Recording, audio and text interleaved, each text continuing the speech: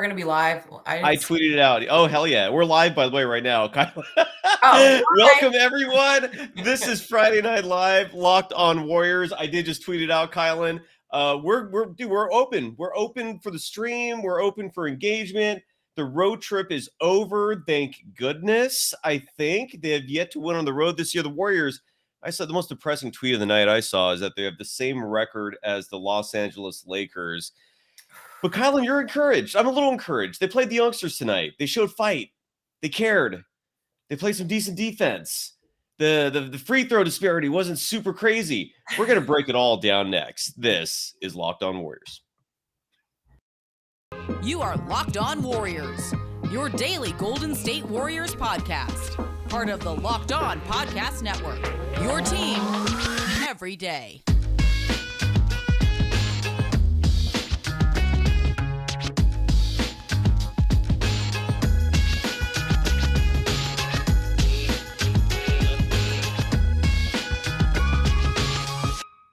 Thank you for making Locked on Warriors your first listen every day. We're free and available wherever you get podcasts. Today's episode is brought to you by PrizePicks. Man, I got a kill there tonight. PrizePicks first-time users can receive a 100% instant deposit match up to $100 with the promo code Locked On. That's PrizePicks.com. And for that match, use the promo code Locked On. You can follow Kylen Mills on Twitter at Kylen Mills and Instagram. And you can follow me on Twitter at DogSurfRoadshow. Kylen, it's 0-5. They're 0-6 on the year. The Warriors sat out most of their starters. Kevon Looney was the lone starter playing, and I'm going to express an unpopular opinion about him in just a moment. Maybe unpopular, I don't know. But Kylen, how are you doing? Happy Friday. And what is your reaction to the Warriors losing to the New Orleans Pelicans 114-105? Happy Friday. First of all, we're live, so be sure to drop us some comments, questions, or otherwise thoughts about tonight's games. I'm very curious to see what the temperature is of Dub Nation. I personally feel like a lot of these games on this road trip have been super frustrating for the Warriors. They've come so close, and like even against a Miami Heat team, which is a solid team, like I just felt like that was a winnable game, and the Warriors were shooting themselves in the foot. They were either just not playing with defensive intensity, not playing with fight, or just like making really stupid decisions and stupid fouls, turnovers, bad defense, whatever. But tonight I thought that I was encouraged by just in general, the competitiveness the team showed, the fight the team showed, the intensity the team showed. I mean, this Warriors like bare bones crew was going up against the starters, the New Orleans Pelicans, and there were moments where they really were taking it to them. A couple of players I was really encouraged by. First, I would say the performance of Jonathan Kuminga, who's a player that you've been begging to get more time in the game.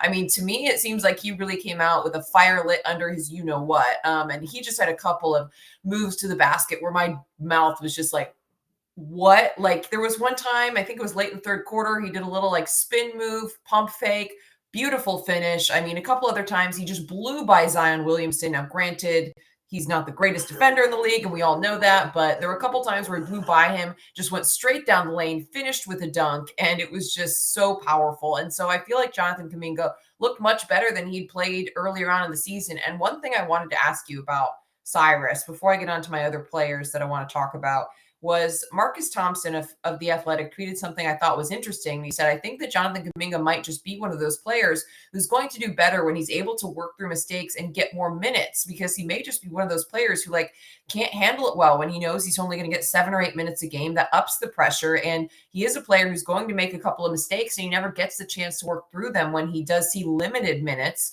And also he's a player that maybe just gets frustrated if one thing goes wrong, another thing goes wrong, and he needs more time to work it out and to be able to feel like he can play more freely.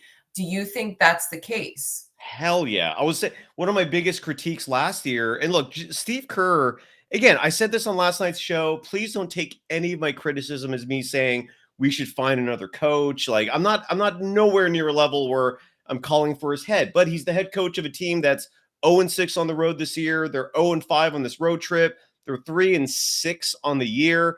You're susceptible to criticism when you have a poor start like this. So again, look, Kerr frustrated me last year because he has such a short leash on Kaminga. And I agree with Marcus Thompson, 1,000%. Kuminga's one of those guys, and I don't think it's just Kaminga. I think this goes for a lot of young players. You got to Yep, give I agree. them times to find their rhythm, to get their footing, to get in the swing of things. And last year, there were so many games where Kaminga, he had a poor start. Maybe he played like 5 minutes and he went like 0 for 4 from the field, had a couple turnovers, and Kerr just pulled him out and you never saw him again. And this year, I mean, tonight's performance, if anything, raises the question of why the hell did Jonathan Kuminga have the amount of DNPs he's had this year? He's had 5 DNPs. Why? Like you saw him play tonight. He is clearly a talented player. He started 3 playoff games last year for very good reason. He averaged 17 minutes per game last season for a very good reason. He was a number 7 pick at one point, prognosticated to maybe be the number 2 pick in the draft last year for a very good reason. This is a talented kid. And the fact that he got 5 DNPs, that I without any good explanation for it, right? Like it's clearly something either behind the scenes or Kerr is just stubborn in his beliefs and just, for whatever reason, didn't think Kaminga was worthy of playing. But when your results are 3-6, 0 for 5 on a road trip, I'm sorry, they're 3-7, I think, actually. Am I mistaken? Maybe I'm screwing that up. The point is, yes, I 1,000% right? They're 3-7 after tonight's loss. Yeah. So the day. I agree with you. Yeah. And I agree with Marcus Thompson 100%. I would love to know, if you don't mind answering that same question, I'd love to know your thoughts. But I really think Kaminga is a player that you have to just give him time. Sometimes he might have a slow start, but turn it around. But he's clearly talented. He has a place on this roster and team. And I'm tired of these damn DNPs, and I hope he starts playing. Your thoughts, please. Yeah, no, I think that Steve Kerr clearly is at a very short leash with Kaminga. And it looks like when Kaminga does get minutes, like after 1 or 2 mistakes, he immediately gets yanked, and he may be a player who does take some time, like you said, to get into a rhythm. So I think tonight was really positive for him. I think he certainly played well enough to earn himself minutes moving forward into, really fight his way back into the rotation. I mean, we may never know exactly why he was on the outs with Steve Kerr and suddenly, because he started out the season, those first 1, 2, 3 games clearly in that second unit, and then Jonathan Kuminga somehow worked his way out of it. I don't think he started super strong in the season, but still, I don't know necessarily what the answer is. And Steve Kerr just gave the general that, some nights guys are in the rotation and some nights they aren't. But I think that he certainly has earned his way back into the rotation, Jonathan Kuminga, with his play tonight. A couple other bright spots, the next ones that I want to bring up. First of all, Anthony Lamb, I thought was electric. I thought that he did really well running the floor. I like him with the ball in his hands. I trust him. I thought he was a good playmaker. I thought he made the right plays. He also went 4 for 6 from the 3-point line. I mean, I don't know what else you could ask for. I thought he was great. Yeah, I totally agree. Let's actually hear from Steve Kerr. He talked about Kaminga, and I think he mentioned that Kaminga's earned more minutes. Newsflash, coach, if you had played him more, he would have earned minutes sooner. But I guess better late than never. Here is Steve Kerr. It was apparent who really played well tonight. JK played really well, and he's earned some minutes. And I thought Ty Jerome was fantastic again. He's just played well every single night. I thought Lamb played well as well. There's a lot of good stuff to take from it. Moses Moody played well. So got guys who maybe haven't gotten a ton of minutes who are going to get a chance to play. Yeah, so that's his comment. Well, yeah, what are your thoughts on Kerr? I just was saying that I meant Ty Jerome. I said Anthony Lamb, and it didn't hit me till after the fact. But guess what? It's Friday night. We're all tired. It's been a long work week. Yes. I am today. But I thought Ty Jerome running the point in the second unit, I thought he was really good. I also thought Anthony Lamb was really good from beyond the arc. So I think both those players have really gone to prove themselves to earn some minutes. And I also thought Moses Moody continues to look solid. 14 points tonight. He was plus 10, which I believe was the highest plus minus on the team. And I think that he's a player who, again, just like Kaminga, sometimes needs to work through mistakes. And it's not that Moody's perfect, although he's a little bit more polished than Kaminga. But I thought, again, he looks solid. I think Moses Moody, when he's been in the rotation, looks solid. I think with an increase in minutes tonight, we're still continuing to see growth. So I think there's just a lot of positives. One player I do want to really know about your thoughts is James Wiseman, because he's been the center of a lot of talk from Doug Nation over the last several days. People calling to trade him, people saying that he's a bust. They want him off the team. They want him out of the rotation, whatever have you, after a couple of really rough nights. So this road trip definitely has not gone well for James Wiseman. I thought he looked better. I thought he played with a little bit more urgency and did a little bit better in some of the screens. What do you think? I'm going to answer that in just a moment, because you're right. He's definitely a polarizing player. Yes. He's certainly, I mean, I'll touch on that in just a moment, because we got to talk about a longtime sponsor of this program first. No, maybe they're a long time. I seem to be like saying that a lot. Longtime sponsor. I should have stopped saying that altogether, because some of these folks are new. Great sponsor of Locked On Warriors, PrizePicks. And I got killed tonight. Here's one thing about PrizePicks. If you bet on a player, you're obviously paying way more attention than you normally would to him. And this sometimes helps me when it comes to the Warriors, because obviously you want to observe these individuals really carefully and provide as accurate, of an assessment as possible. So when you're studying them that close because you have money on the line, yeah, you're going to be paying attention a little more closely. Jordan Poole did not nail the over. So I did not win my PrizePicks tonight. But folks, it's a damn fun game. 2 to 5 players is what you're picking. You're picking the over-under. So Jordan Poole tonight, his OU is 24.5. And then you can't bet on 2 of the same players from the same team, or 2 players from the same team. So I had to pick a second player from a different team. So I went with Brandon Ingram, over-under of 21.5. I nailed that by the third quarter. But the point is, it's legal in California. It's super fun. And that's how you play. You just bet on over-unders of individuals. It could be points, it could be rebounds. Could be assists, blocks, maybe even steals. I don't know that for sure. The point is, it's really fun. You can get money out super easily if you win. That process is easy. And if you download the PrizePicks app or go to prizepicks.com to sign up and play daily fantasy sports, you can get a 100% instant deposit match up to $100 if you just use a promo code Locked On. You deposit $100, they'll give you $100. If you only have $50, they'll match that and give you $50. You just got to use the promo code Locked On at the sign up for an instant deposit match up to $100.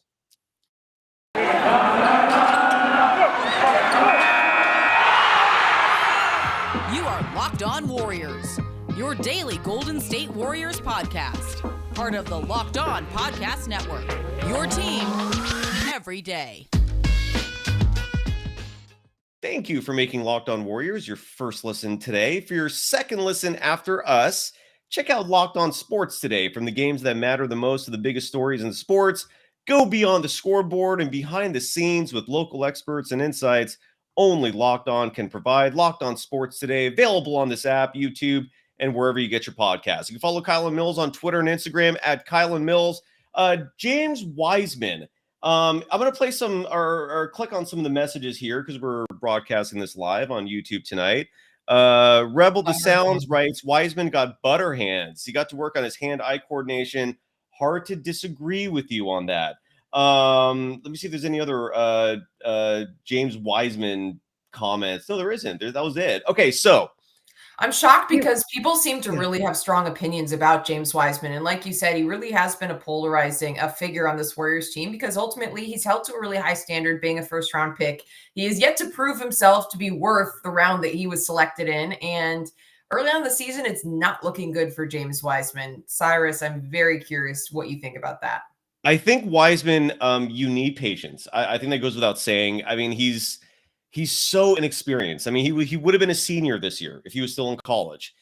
He missed all of last season. So, he lost his junior year of experience, if we're using this college allegory. His freshman year, he played 3 games literally in college. He just doesn't have the experience for anyone, I think, to really cast a lot of judgment on him. I mean, the Warriors exercised his 4th-year option on his contract for good reason. And that's $12 million plus all those potential luxury tax penalties that they're potentially going to pay. They did that for good reason.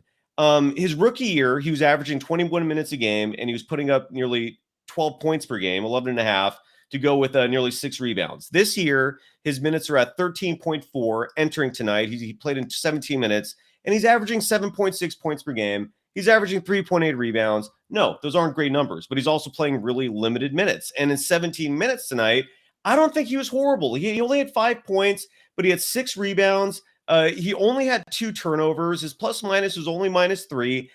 I was frustrated tonight, honestly, that in a fourth quarter where Larry Nance was eating the Warriors up alive inside, that Kerr decided to go with Kevon Looney. I thought the entire premise of tonight's game was play the youngsters. Let's feel out the rest of this roster that needs reps, that needs experience, that needs proper assessment, which can only be done with in-game play. And in a fourth quarter where Wiseman and his 7-1 frame could have been valuable guarding Larry Nance Jr., he doesn't play a minute in the fourth quarter. Instead, Kerr goes back to Kevon Looney. Look, I love Looney. I love Kevon Looney. Okay, if you're a Warriors fan, how could you not? If I was not a Warriors fan, I'd love the guy. I mean, he had 22 rebounds in a Western Conference Finals clinching game. You can't ignore that. That is incredible. With that said, though, I don't know if he's earning the increased minutes this year, given the Golden State Warriors are now 3-7 on the season. All right. For the year, Kevon Looney is averaging 24 minutes a game. He had 25 today. Last year, he averaged 21. And I don't know why the minutes increased. I don't get that, especially when you're trying to develop Wiseman. And I think Wiseman does have value on this roster. I'm just not ready to like throw Wiseman under the bus yet, is what I'm trying to say. You have to give him a whole year. You have to give him a whole year, and you have to give him time. You have to give him the same amount of time that every other player, like who's a number 2 pick like him, or number 3 or number 1, whatever. Anthony Edwards is getting 35 minutes a night. Franz Wagner, who was the number 8 pick in last year's draft behind Jonathan Kuminga, is getting over 30 minutes a night. They're getting opportunities, right? And by getting these opportunities, they can gain experience and play. Wiseman is not getting those opportunities. Jonathan Kuminga with 5 DNPs is not getting those opportunities. And I am really baffled in terms of what Steve Kerr's long game plan is here. It's like you gave up Gary Payton II, you gave up Otto Porter Jr., JaMychal Green, who we could talk about in a second here, is probably not going to work out. I think if tonight revealed anything, it's that JaMychal might be a weak link on this roster coming off the bench. He commits a lot of fouls. He's not as great of a defender as we were hoping for. He's a little slow-footed. He's a liability on the offensive side of things. So you have to play these youngsters. This is the hand you chose, all right? This was voluntary. And if you're not going to play them, I have no idea what Steve Kerr's long game is here. And I would love to know, because this doesn't make sense. This makes no damn sense. I'll even play the damn soundbite we have. Makes no damn sense. I don't get it. So, Kylen, your thoughts, please, on everything I just said. Well, I think first of all, if the team is losing, then it certainly doesn't make sense to not play the youngsters, right? Like if they're on some massive winning streak, or they're kicking off the season like last season with 10 straight wins, and they're doing all this fantastic stuff, then I understand if maybe you don't want to break up that chemistry. You don't want to ruin that chemistry. And it's a little bit more delicate with how you need to be a little bit more delicate with how you tinker with the rotation. If the rotation is like lights out and the Warriors are playing electric and they're killing teams. But I think the fact the Warriors are struggling makes it more crucial that the Dubs use this time as development and use this time to really evaluate players. I completely agree that tonight's game, knowing that they were resting all of their stars, should have been absolutely a focal point and an opportunity for James Wiseman to get more than 17 minutes, as we saw Jonathan Kuminga and the rest of the youngsters in over 30 minutes, which is exactly what they need. I mean, if we're going to have a game where we know we're going to rest all our stars and just hope for the best, and to essentially make it a development game, then let James Wiseman develop along with the rest of them. So I will say I agree with you. I also am with you in that I'm not ready to completely give up on James Wiseman. I know a lot of people are saying he's a bust. A lot of people are saying, let's trade him now. I mean, the Warriors already have exercised that 4th year, like you said, that option. And because he hasn't truly played. So let's let him play and let him have a full season of evaluation. That being said, I think something a lot of fans have suggested isn't a bad idea of getting him some run in the G League. I actually don't hate the idea of James Wiseman or Jonathan Kuminga getting some more reps in the G League. And I know it's tough because the Warriors also want to get Ryan Rollins. They want to get PBJ down there to get them more reps. So the Warriors are in a kind of a predicament right now where they're at in this point in the season, is that they now have so many pieces that they need to develop. Whereas last year, Moody, JK, and then Wiseman obviously ended up being injured all season, but that was initially the plan, was that, those few guys were going to be the ones they need to develop. But now they're coming to a crossroads with their timeline where they didn't add additional veterans, or not all the veterans, to replace exactly what they lost in, Gary Payton II and Otto Porter Jr. and Nemanja Bjelica. And then they lost a couple of pieces like Damian Lee, but still, I know he didn't play a lot, but those were still veterans. And now they're expecting these youngsters to fill that role, and they're not ready for it. And they also need more development. So how do you develop 5 players at once? Like ultimately the rookies and then 3 other second-year players, James Wiseman, technically third year, but he didn't play last season, basically a second-year player. And, none of them are completely ready. Moody to me is the closest to being ready as far as just being like NBA polish, but like still, he needs more time and reps and development. So I just think the Warriors have put themselves in kind of a tough spot with the way this roster is constructed, because they are putting a lot of pressure and really high expectations on those 3 second-year players to come in and be ready to contribute to a rotation. And what this early part of the season tells me is that none of them are ready. Yeah. Like I said, maybe Moody, but I still think that we see him making mistakes, and the fact that he needs more reps. But I think JK and James Wiseman are not ready. What are your thoughts on Jordan Poole? He's starting to get some criticism, maybe warranted, maybe not. He played 38 minutes tonight on the back end of a back-to-back. So, he's young, but even a player his age at 23 is still going to get tired playing that many minutes. But not a great shooting night. At one point, I think he was like 1 for 7 from 3, finished 3 for 10, shot 5 for 18 from the field, had 5 turnovers. And that was one thing that really plagued the Warriors tonight. They had 25 collectively as a team. No rebounds. He did have 9 assists. I thought he was handling the facilitator role beautifully. But look, when you start earning that much money, the scrutiny is going to obviously increase. And this is a guy who I don't like hearing the $140 million number, because that's with a lot of crazy incentives like MVPs and championships. So let's call him the $123 million player. That's still a ton of money. So in your opinion, again, he had 20 points tonight. How's he doing? What's your assessment of Jordan Poole through 10 games?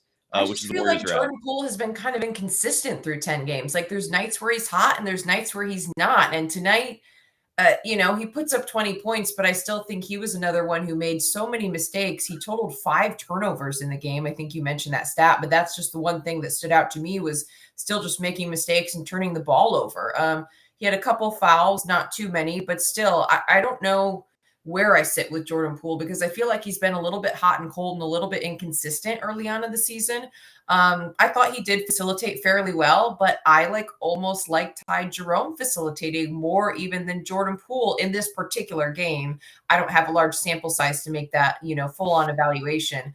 But I don't know really what's going on with Jordan Poole. He needs to come out and be more aggressive, I think, and just attack the basket more and play with confidence. And some nights it seems like it's there, and then other nights it's not. Other nights it's stupid mistakes. Other nights it seems like he's in his own head. But I think also tonight in general for the Warriors, turnovers were very, very clearly the problem. And I think that's one reason why several of these losses we've seen over this last stretch are so frustrating, is that because this was a winnable game. And ultimately, it seems like repeatedly the Warriors are shooting themselves in the foot, and they're losing because of self-inflicted wounds that are either fouls or turnovers. And to me, several of those crucial fourth quarter turnovers and just in general racking up 22 ended up leading to the Dubs loss. But I feel like that's part of the reason why it's frustrating, is because it should be winnable. These games are winnable, and the Warriors are themselves in a position to win, but then just, making stupid mistakes. Like I said, self-inflicted wounds. I thought Jordan Poole was a really big contributor to the problem tonight,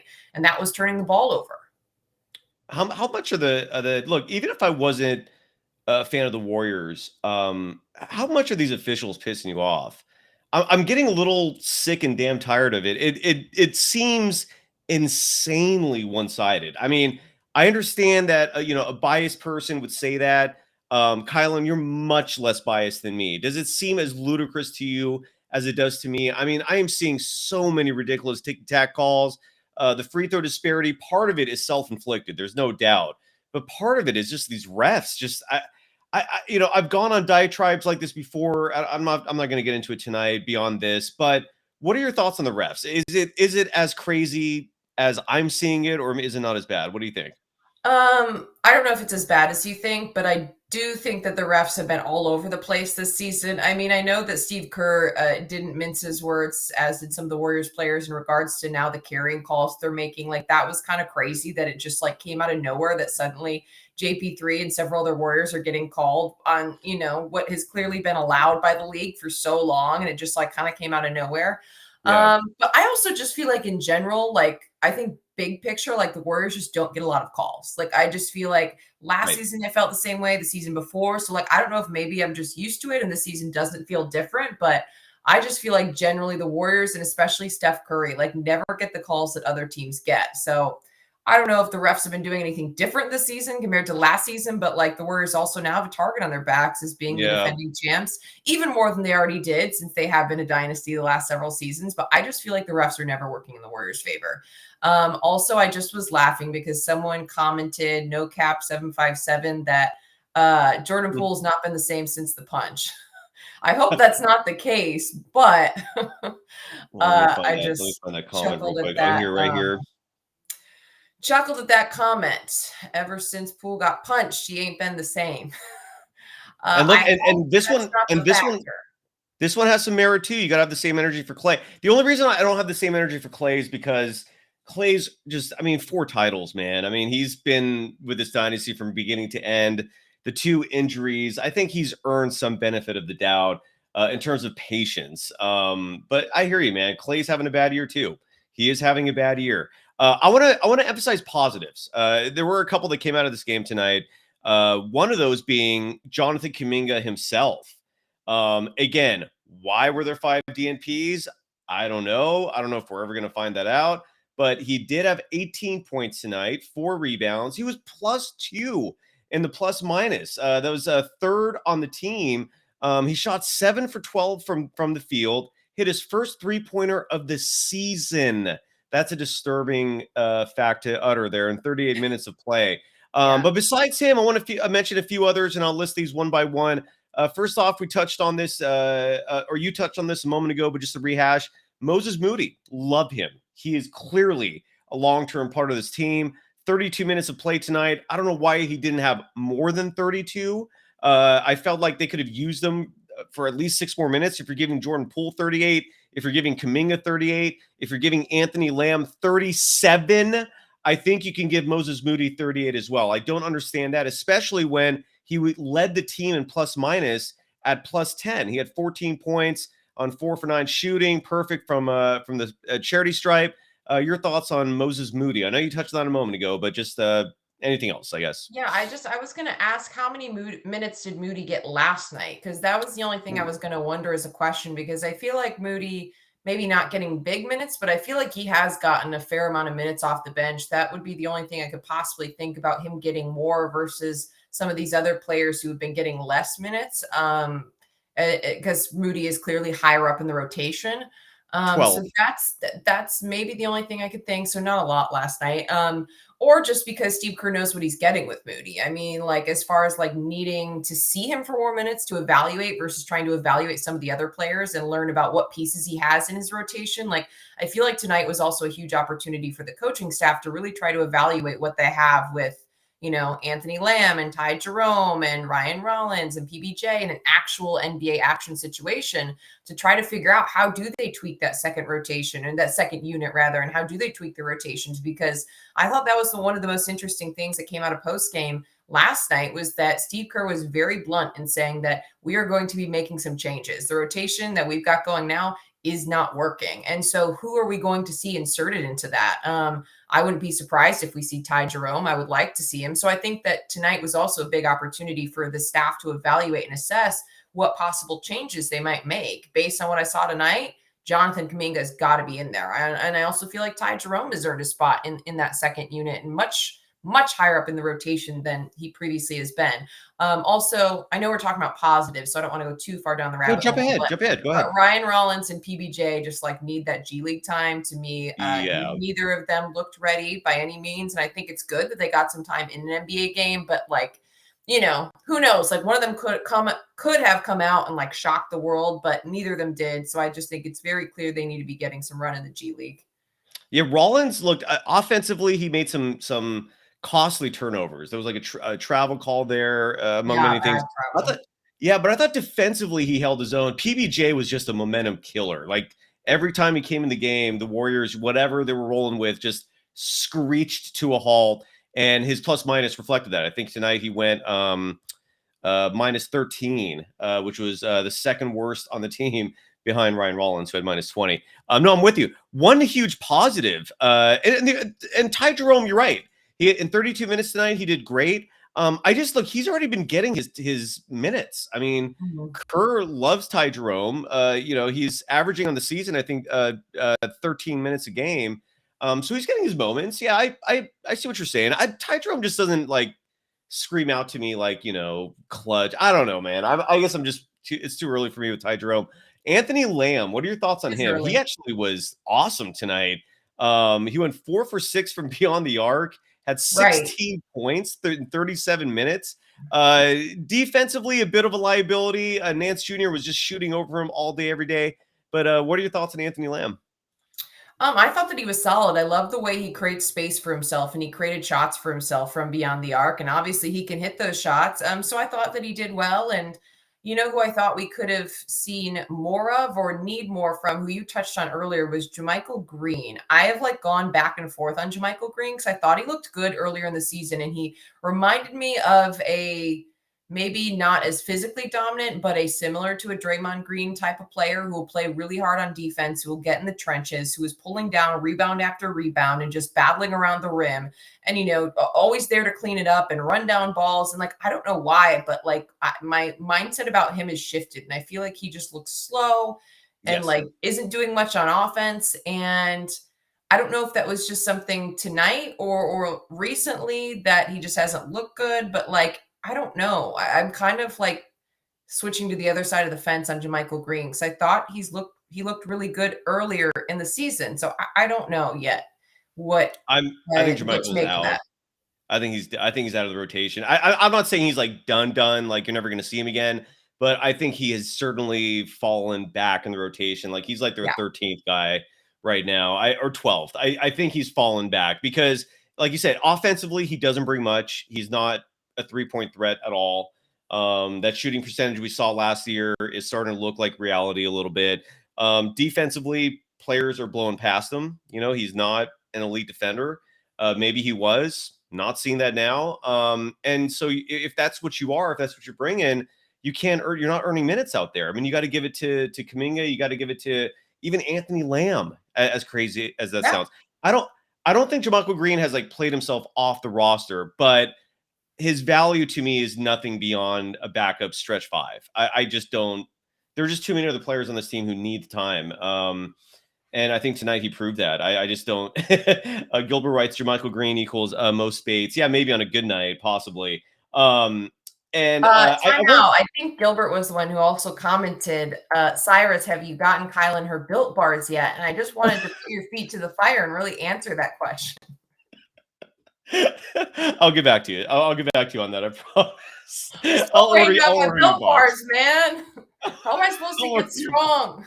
strong? I'll order you a box. I wanted to go to this one comment. I'm trying to find that is from Rafa because it's a good question. And I do want to address it. Here it is right here. So Rafa writes, Kerr 4 titles, man. He's earned the benefit of the doubt, right, Cyrus? I don't think he's earned the benefit of the doubt to the extent where like everything he does, I'm just gonna agree with. I mean, this is just me, but I'm a person, I hope I try to be a person of logic and of reason. And when Kerr is making decisions that just make no damn sense, I am gonna question it, like this does not make sense for Kaminga to be DNP'd 5 times and see his minutes diminished for the way he's using James Wiseman and the fact that, one of Kerr's strongest points in his entire coaching career, and this has been the biggest thing I've always advocated for in terms of defending Kerr, is how the teams responded in third quarters, right? Because that shows that you're making halftime adjustments, you're making the necessary changes, you're seeing what the other team is doing, and you're countering that. It's like he's a chess player who's making his moves in the game, unlike most coaches who do not do that. They just don't make appropriate adjustments in game. They usually save that for practices, for, off days during coaching meetings. Kerr does it on the fly, and I've respected that so damn much, because I don't think you need to wait and pontificate for like days on end for some roster decisions that really should be made on the fly. But recently, I mean, like, they've been outscored in the third quarters consistently. Even tonight, they were outscored 27-25 in the third quarter. They were outscored in the Magic game. I think they were outscored in the third quarter in every game this road trip. Don't quote me on that, but I'm almost positive that's the case. And yeah, I mean, look, he's the head coach of a team. That's by nature you're open to criticism. Kylen, am I wrong? What do you think? I mean, of course, I think all coaches in the NBA are open to criticism or at least should be subject to criticism. They make millions of dollars because they're Yeah. expected to lead a bunch of professional athletes to win a championship. I think that I get there's some merit to what the point that many people make, and not just Steve Kerr, but the Warriors front office, Bob Myers, Joe Lacob. Hey, trust a little bit of what they're doing, and trust that they do have a long-term plan. So, I think it's too early in the season to really jump on Kerr or to blame. I'm not ready yet to blame the front office decisions or completely blame the coaching staff on what's happened. I think it's a combination of everything right now. I mean, I would like to say farther down the line the season, that you could really say, hey, I've seen people already saying this is Steve Kerr's worst coaching job of his career. It's like, all right, we're 10 games in. I do think there's something to be said for the championship hangover. And that is a point that Steve Kerr has brought up. There's a very short turnaround between that championship and coming back to play another season. You've got a lot of older players on this Warriors roster who are trying to turn around. Some of the younger players who won their first championship and have never had to do this and try to come back and defend it. So I do think that there's something to be said for that, and that we need to give it a little bit more time. However, I also did want to bring up another subject to you because we haven't got to talk about it yet. But what do you think about 15th roster spot open, or, we're mentioning some of these bigs like JaMychal Green, not really looking strong. James Wiseman, maybe even needing G League time. What about Dwight Howard? I would love it. I support it. I say yes. That was real interesting with little plea to, join the Warriors. Wait, what? What'd you say? I said that was pretty interesting with his plea to join the Warriors. That's essentially what Dwight Howard came out and said. He pretty much was like, I would love to join the Warriors and mentor James Wiseman and all this other stuff. I mean, why that was not? a huge reason. Yeah, no, I really, that's a huge reason why I was for it, because if a player is advocating to play for you, that means he wants to be a part of your organization. Welcome him in. You're right. They have a 15th roster spot. I'm all for it. And again, ultimately, big picture here, I'm going to start saying this repeatedly, because even though the team is 3-7, I'm not hitting panic buttons. I think the championship hangover is very, very real. Like when you see the veterans like Draymond Green and Steph, and none of them are hitting a panic button. And one thing that is going to change in a week, and I think Andre Iguodala tweeted this today. I think he tweeted the number 7. Am I correct on that? It was today or yesterday. He tweeted 7. And I think that indicated he's coming back in 7 days. I can see Andre Iguodala on the floor with Wiseman, Kaminga, Moody, and Poole, and really making a huge difference, being like an on-court coach, right? While still providing a lot of defense, while still facilitating the offense. Iguodala is that Swiss Army knife, a la Draymond Green. He's very similar in that regard. And I think he can provide some value for that group on the court together to kind of be a glue.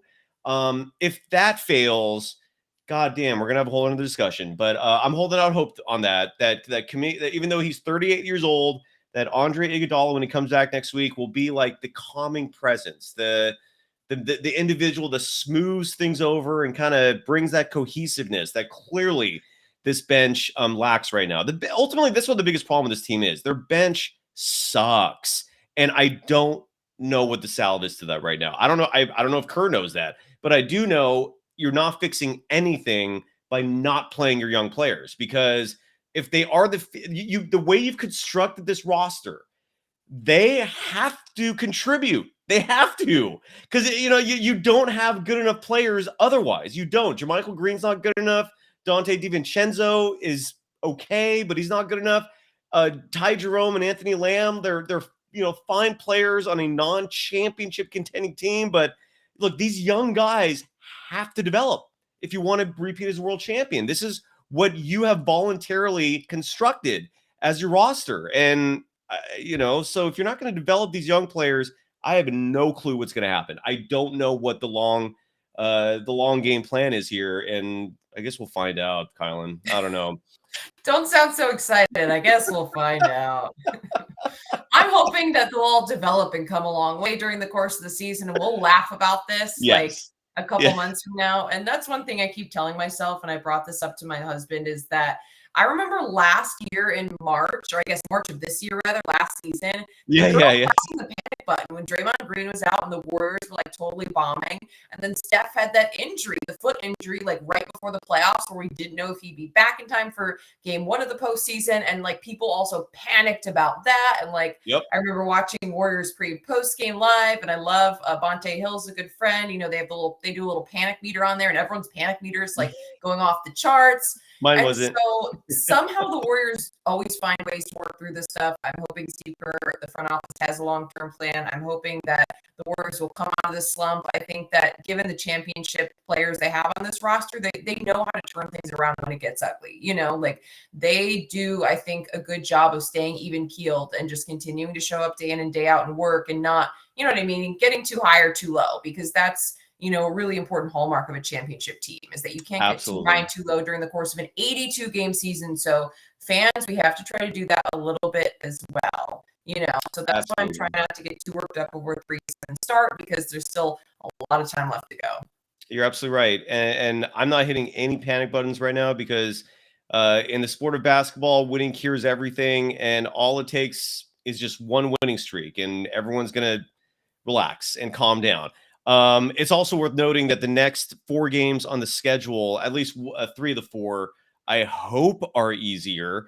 The Warriors' next game is going to be Monday night. They host the Sacramento Kings, and they don't play again until Friday when they play the Cleveland Cavaliers. That's quite a stretch. So they're going to get some rest, and there's going to be a lot of practices. There's going to be a lot of, I hope, camaraderie when they're back home. The one thing, thanks, Toads. The one thing I will say, I'm trying to figure out how to say this, but I'm just trying to say, like, people shouldn't worry. Like, it's so damn early in the season. It is so early. Like, I'm not worried. I'm not worried at all. It's, come January, February, I think things will be fine. I'm not panicked. And Stephen Curry's having such a great year to start the season. Someone pointed it out in the comments, and like that is a huge bright spot. I mean, another year older, and he has not lost his touch one bit. Anything else that you'd like to promote before we call it a night? Happy Friday, everyone. No, that's it. I mean, let's see what happens when they come back home, because that's one thing that we know. The Warriors play really well at Chase Center. They have historically. They played great at home last season. It makes a big difference to sleep in your own bed, get some home cooking. I mean, this was a long road trip and a tough road trip. They were flying all over the place. I know we talked about that. So I think that coming back home will be a good chance for them to reset, hopefully recalibrate, like you said, get some practices in at some point. Next week they do have a stretch of several days off to where they can hopefully regroup and find that momentum. Yeah, I totally agree. And like I said, it's so early. I mean, Jesus Christ, it's November 4th. There's no Built Bar reads, although we kind of did one, Gilbert. I'm gonna send Kylen a box, long overdue. And by the way, before we go, a little shameless self-promotion plug here. If you go to the top of my Twitter account at DogSurfRoadshow, the holidays are here. Hall of Famer Rick Barry and I sell T-shirts. I owe you one of those as well, Kylen. You got to. I do want one. Yeah, resend me which one you want exactly. But just go to the top of my Twitter page. There's a link to it. It's apparel. Rick and I have 3 different designs for hoodies and shirts. A 4th one is coming in just a moment. It's a Steph Curry night shirt and hoodie. But thank you everyone for joining us on a Friday night. Again, Kylen, people can follow you on Twitter and Instagram at Kylen Mills, and catch all your coverage with the Pac-12 network. You're kicking ass there, right? Yes. Like, you're all over the basketball place. Game on Monday, and I will be off and rolling with basketball season for the time being, for the future. Bravo. Oh, one other thing I want to mention, though, sorry, I'm going to go backwards a little bit, is that another thing exciting this weekend is that Dante DiVincenzo is supposed to be reevaluated when the team gets back home. Sounds good.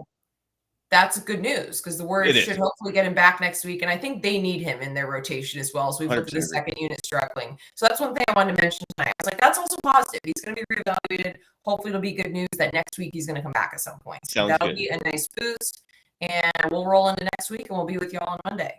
Absolutely. We'll be back at it. Exactly. Kylen and I are doing this again Monday. Maybe we'll do another post game. That probably makes the most sense, but we'll figure it out. I'm down. Right? Yeah. Okay, cool. Sounds good. Thank you again, everyone. And yeah, we'll have a great weekend. We'll see you Monday. Later.